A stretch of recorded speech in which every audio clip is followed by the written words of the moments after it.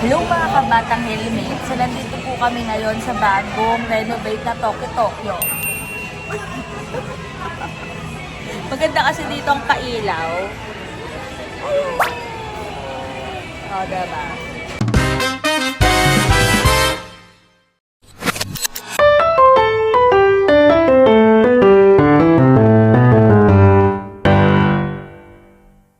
Kaya dito na ako nag-shoot.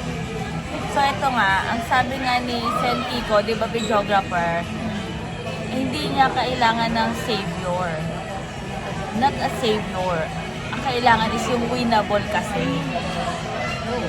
So ang dami, alam ko, Winnable, yung mananalo.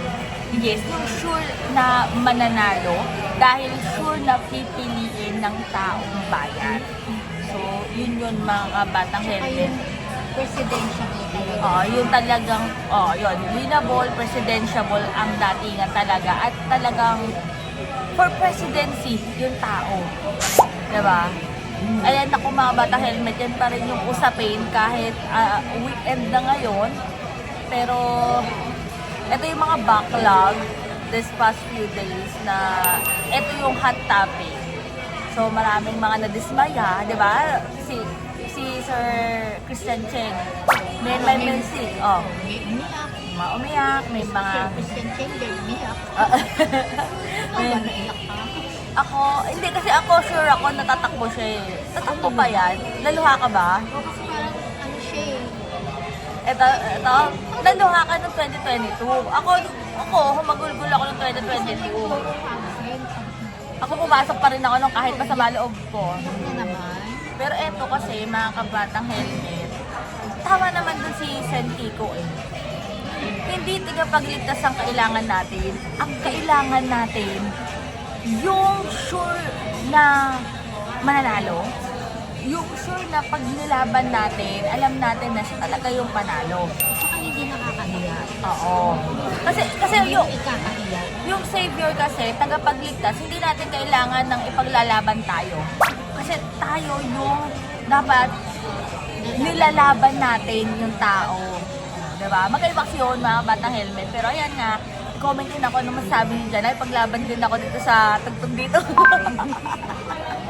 Pero ako, ang stand ko talaga dyan, dun ako sa pipiliin ko. Yung sa ipaglalaban ko. Kasi diba, parang sa pag-ibig lang yan, mga kabatang helmet, pipiliin mo yung tao na ipaglalaban mo kaysa yung ipinaglalaban ka. Gaya ni videographer, pinili niya yung ipinaglaban niya talaga. Ako, pinili ko yung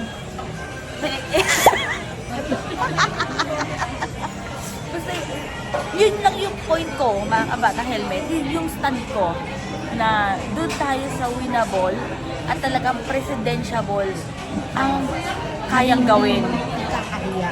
Na hindi mo ikakahiya, na hindi mo pagsisisihan na siya yung pinili mo. Kahit sa ang panahon, kahit sa ang panahon. Kasi ito lang ang ano dyan ang bottom line lang dyan mga bata helmet eh. Wala akong nakitang korupsyon kay Mayor Lely Robredo.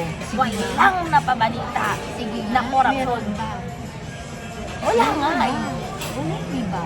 Ang binabato sa kanya puro bobo, lutang, O tanga, sige, lahat na lang. sabihan niyo ng sarap. Wala eh. Yung iba dyan may issue nga eh. Kahit sabihin nyo.